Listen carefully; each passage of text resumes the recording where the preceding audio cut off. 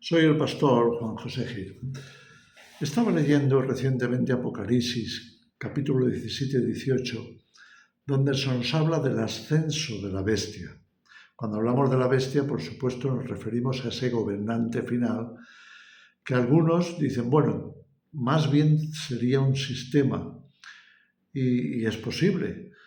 Pero bueno, sabemos también que, por lo general, a la cabeza de cada sistema, llamémosle imperio, gobierno o institución, lo que sea, suele haber alguien que esté liderando, alguien que está a cargo o responsable de que funcione. Leyendo Apocalipsis 17 y 18, nos habla de la caída de Babilonia y de cómo se van a dar las cosas para que esa última bestia de la que nos habla, pues pueda estar a la cabeza, pueda gobernar. En los versículos, aproximadamente el versículo, creo que era el 10 o el 12, por ahí está, pero puedes buscarlo y mirarlo. Nos dice que va a haber 10 reyes que recibirán autoridad juntamente con la bestia en una hora, es decir, a la vez estarán recibiendo esa autoridad y ellos van a ser los que le van a dar su poder y su propia autoridad a la bestia. En otras palabras, la bestia va a ser elevado a esa posición de control mundial de forma delegada por medio de esos 10. Como son 10 reyes, y por supuesto aquí aparecen como anónimos, que van a recibir su autoridad como reyes, nos dice la Escritura, juntamente con la bestia, no necesariamente serán reyes de estirpe o que ya estén reinando, sino que perfectamente pueden ser personas que reciben esa autoridad para gobernar y estar al control juntamente con la bestia. Bueno, ahora lo que nos interesa, porque no nos vamos ahora a meter en si es este rey o si es un rey actual o si no, o si, en fin, no, ni mucho menos dar nombres ni nada de eso, porque todo eso son más que nada elucubraciones, no queremos andarnos por fantasías. Lo que sí nos interesa es indagar en la Escritura acerca de qué tipo de carácter, de personajes, qué tipo de personas van a estar en este tiempo, en estos tiempos finales, que podemos decir que van a ser el respaldo de la bestia, o que van a preparar el ambiente, o van a preparar la sociedad, van a preparar la política, van a preparar las condiciones para que ese ascenso de la bestia sea real y sea posible. Entonces yo diría, en primer lugar, los satánicos, es decir, aquellos que se consideran a sí mismos adoradores de Satanás y que han rechazado a Dios o no le conocen y están trabajando a favor del satanismo mundial. ¿En qué nos basamos en eso? Pues fíjate,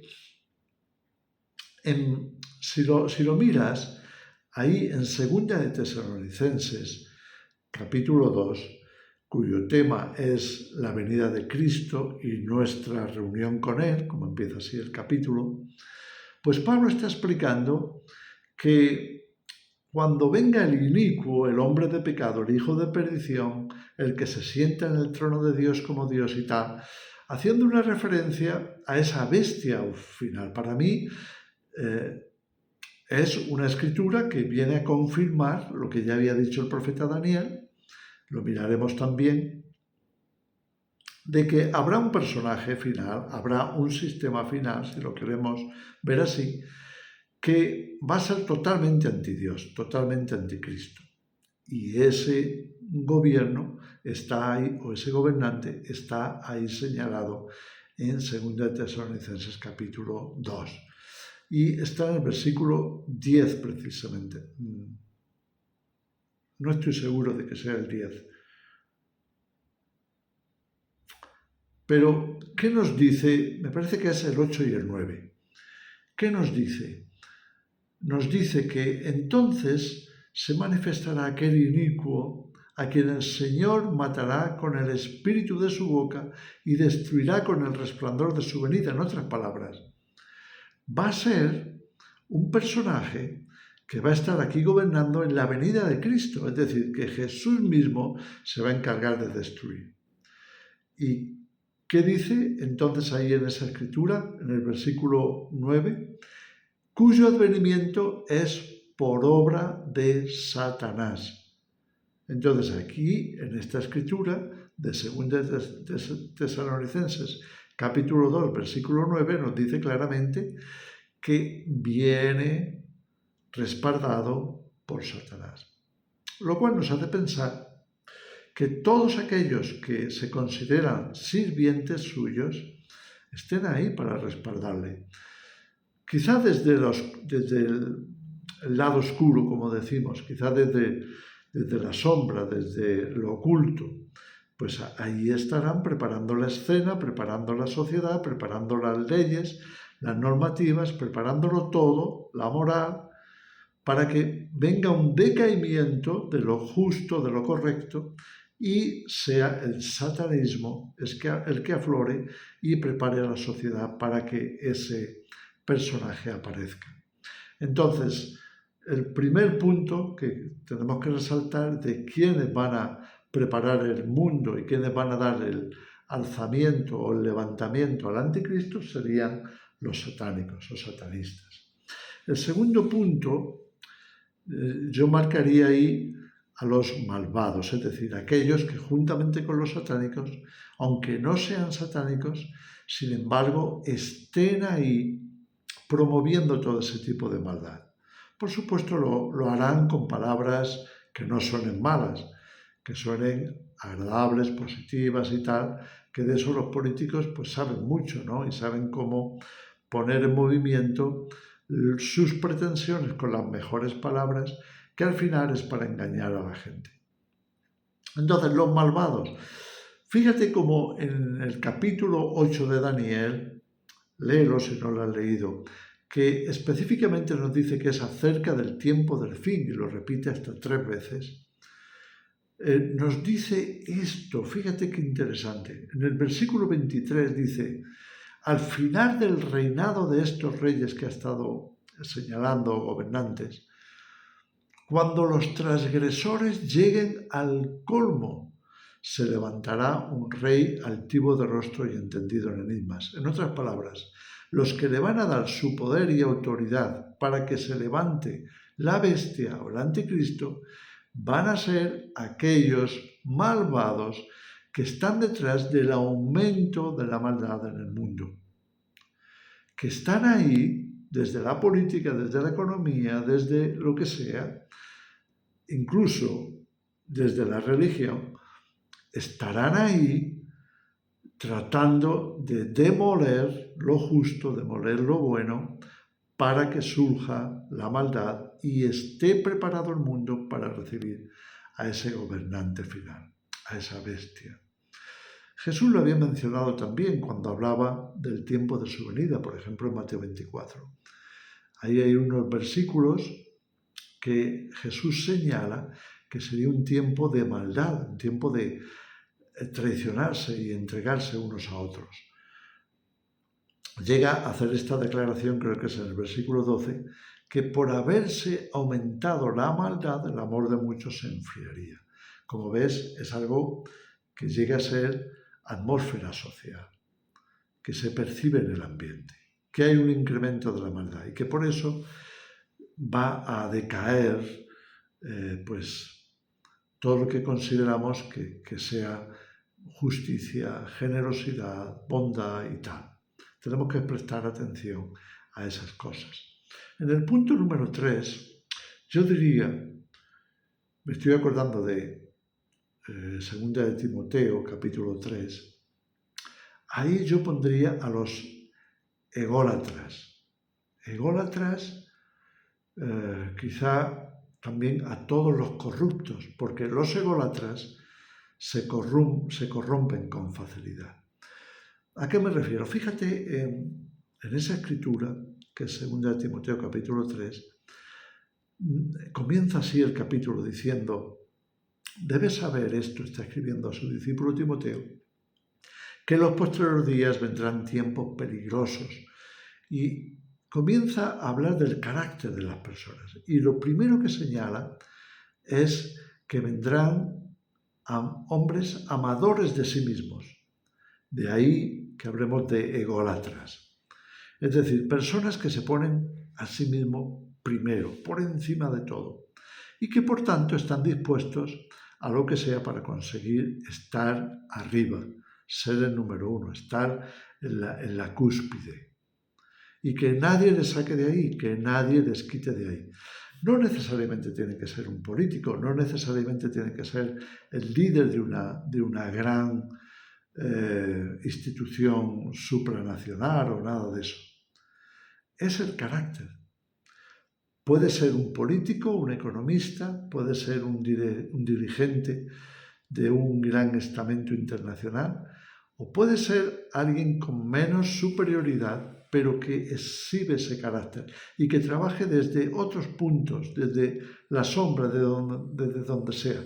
Lo importante es entender esto, que ese tipo de carácter abre la puerta a la corrupción.